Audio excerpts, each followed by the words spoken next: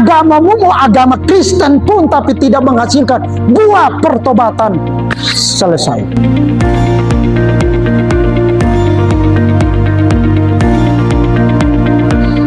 Karena kita menerima kerajaan yang tidak tergoncangkan, marilah kita mengucap syukur dan beribadah kepada Allah menurut cara yang berkenan kepadanya dengan hormat dan takut.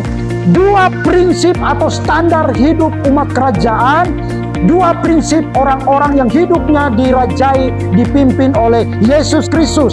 Prinsip yang pertama adalah mengucap syukur. Sama-sama bilang, mengucap syukur. Mengucap syukur itu kan gampang Kak Lexi. Cuman ucapkan kata terima kasih kepada Tuhan. Sekali lagi ya, mengucap syukur atau bersyukur itu tidak sekedar ungkapan kata terima kasih.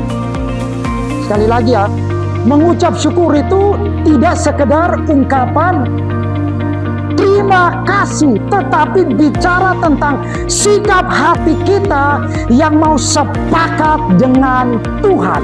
Sikap hati kita yang sepakat dengan Tuhan, rela, tulus menerima semua situasi dan kondisi hidup yang sedang kita alami. Lawan kata dari mengucap syukur itu adalah bersungut-sungut, mengeluh, dan menggerutu. Kenapa? Karena tidak mau sepakat dengan Tuhan. Tidak mau menerima realita atau situasi keadaan yang sedang dialami. Belajarlah untuk sepakat, belajarlah untuk terima dengan rela semua situasi yang ada. Amin. Segala sesuatu yang diizinkan Tuhan itu baik adanya. Bahkan Alkitab berkata di dalam kitab Roma pasal yang ke-8 ayat 28, itu mendatangkan kebaikan buat orang-orang yang berada di dalam posisi hidup benar, hidup di dalam pertobatan.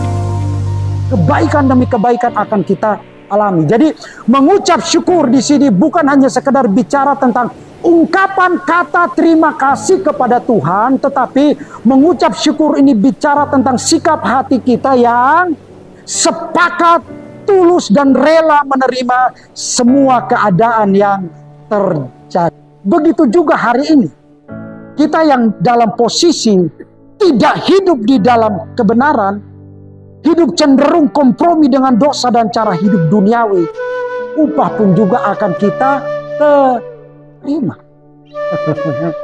Sama-sama mau hidup benar atau kompromi dengan dosa dan cara hidup duniawi, sama-sama kita akan menerima upah. Tetapi apakah upah yang penuh dengan sukacita, damai sejahtera, atau upah yang penuh dengan tangisan dan air mata bikin nyesek? Semuanya itu tergantung dari sikap hati kita.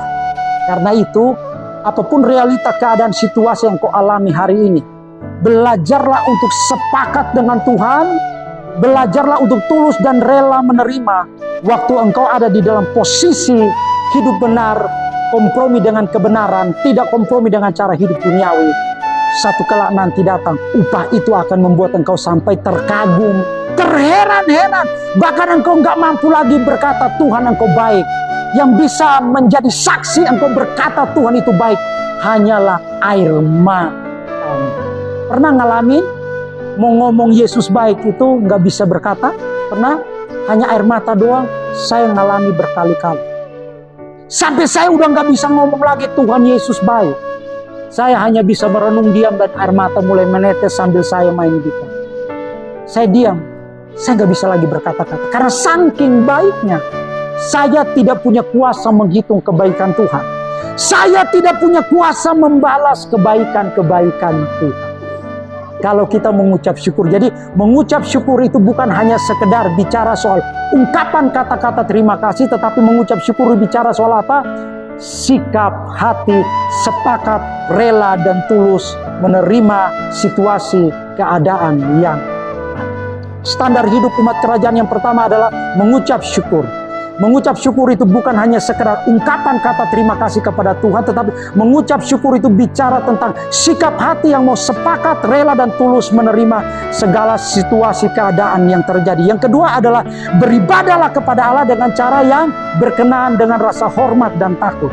Kalau Alkitab bilang bahwa beribadah kepada Allah dengan cara yang berkenan, berarti ada orang Kristen yang beribadah kepada Allah tetapi tidak dengan cara yang Ada orang Kristen ada di gereja sedang bersekutu, sedang beribadah, tetapi tidak dengan cara yang berkenan. Waktu firman Allah diberitakan, disuruh buka Alkitab, dia memang buka Alkitab. Dia memang buka Alkitab, tetapi konsennya dia, fokusnya dia bukan kepada Alkitab, tetapi konsen dan fokusnya dia adalah balas WhatsApp dari orang lain. Banyak orang Kristen hari Minggu ada di gereja tapi tidak pernah menghormati dan menghargai Tuhan. Ibadah berlangsung lalu lalang keluar masuk kayak ingus. Kayak apa? Ibadah nggak selesai, belum selesai firman Allah yang diberitakan, tapi dia keluar masuk kayak ingus.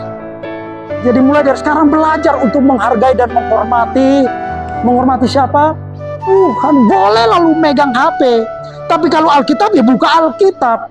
Jangan sibuk balas WhatsApp atau pesannya orang lain. Kalau begitu begini, firman Allah tidak penting, tetapi balasan WhatsApp orang lain jauh lebih penting daripada Tuhan. Pesan orang lain jauh lebih penting daripada Tuhan. Itu ibadah yang tidak berkenan. Jadi kalau mau ibadah dengan berkenan, datang sama Tuhan, bersekutu hari Minggu, konsentrasi dan fokus untuk berjumpa dengan Tuhan, berjumpa dengan kebenaran Tuhan, supaya ngalami sesuatu. Percuma kalau kita udah tinggalkan rumah, kesibukan, tinggalkan aktivitas, jauh-jauh datang beribadah 2 jam, tapi pulang tidak bawa apa-apa. Makanya tadi sengaja saya kasih ilustrasi. Saya terberkati dengan khotbahnya Bang Sadra, terberkati dengan khotbahnya Kak Frankie, karena buat saya begini, setiap hari Minggu saya datang beribadah, saya harus dapatkan sesuatu dari Tuhan. Melalui Kak Frankie, melalui Bang Sadra, saya harus dapatkan sesuatu. Karena saya datang ke gereja, datang bersekutu, disertai. Jadi ibadah yang berkenan itu adalah datang beribadah harus disertai dengan kerinduan, kehausan, dan kelaparan akan Tuhan. Kenapa kerinduan? Karena Tuhan itu adalah kekasih jiwa kita, sahabat sejati kita. Kenapa kita datang harus disertai dengan kehausan? Karena Tuhanlah, firman Allah itu adalah sumber air atau mata air kehidupan. Kenapa harus lapar akan Tuhan dan firman-Nya? Karena Tuhan itu adalah roti hidup. Firman Allah itu adalah roti hidup buat kita. Makanya kita datang beribadah, datang bersekutu supaya berkenan, harus disertai dengan kerinduan, kehausan, dan kelaparan, berjumpa dengan Tuhan, mengalami kebenarannya, dan mengalami hadiratnya. Amin. Ini juga buat para singer. Kalau kita dikasih tanggung jawab untuk melayani di atas mimbar, ya, itu Kak Eli kan udah bagi lagu-lagu jauh-jauhan. Tolong dipelajari, jangan cuma di atas mimbar. Komat kami bingung mau bicara apa, mau nyanyi apa.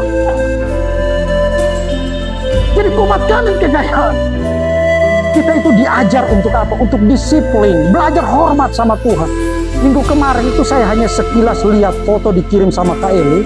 Anak Minggu keren Kak Friska, ya. Anak-anak diajari untuk rapikan sendal sepatu sebelum masuk. Buat saya luar biasa. Karena anak-anak sudah sedini mungkin itu diajar untuk memiliki rasa hormat, sopan. Nah itu yang perlu kita tingkatkan. Jadi anak-anak kita tuh kita ajarin mereka, jangan keluar masuk kalau ibadah. Ajarin, didik anak-anak kita sedini mungkin. Supaya apa? Orang di luar sana, anak mereka baru 5 tahun sudah dijebloskan kemana? Masjid. Udah belajar ngaji. Ini kita anak-anak kita biarin lalu lalang. Ini juga teguran juga buat saya sebagai orang tua. Supaya saya belajar untuk memberikan rasa hormat kepada anak-anak saya. Supaya mereka menghormati dan menghargai Tuhan. Supaya apa? Ibadah kita ini menjadi ibadah yang berkenan. Amin. Jadi datanglah beribadah kepada Tuhan disertai dengan kehausan, kerinduan, dan kelaparan untuk berjumpa dengan Tuhan, berjumpa dengan kebenaran, dan mengalami hadirat-Nya. Selamat malam, God bless you, Tuhan Yesus memberkati.